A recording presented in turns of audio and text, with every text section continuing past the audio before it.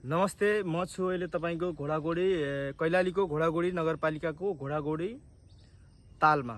तपाई देख्न सक्नुहुन्छ यहाँको भ्यू। लाइक यहाँको एउटा वास्तविक कथा के छ भनेपछि यहाँ भन्ने गर्थे कि लाइक पहिला 7वटा गाउँ थिए डुबेर लाइक घोडागोडी बनेको भन्ने यहाँ एउटा अनुमान छ। अनि एउटा भनाइ यो छ कि कहाँ एउटा राजा रानी यहीँको थिए अरे, अनि तिनले गर्दाखेरि यो घोडागोडीको मतलब पुरै छेउ खोज्नलाई गएको थियो अरे, खोज्न सकेनन् भन्ने पनि एउटा छ त्यस्तै उखान। लाइक मलाई थाहा छैन त्यस्तो, लाइक त्यही पनि मैले सुने अनुसार यहाँबाट छ। अनि हेर्न सक्नुहुन्छ यहाँ घुम्नको लागि धेरै छ। यहाँ तपाईको के अरे क्रोकोडाइल पनि छन् यहाँ, अनि अटर पनि राखेका छन्, धेरै जानवरहरू छन्, चराचुरुङ्गी विभिन्न प्रकारका छन्। लाइक आउन सक्नुहुन्छ तपाईँ घुम्नलाई। बेस्ट ठाउँ, लाइक कैलालीको बेस्ट पोइन्ट पनि भन्न सक्छौँ। आउनु होला, आउन सक्नुहुन्छ भने चाहिँ ल। Thank you.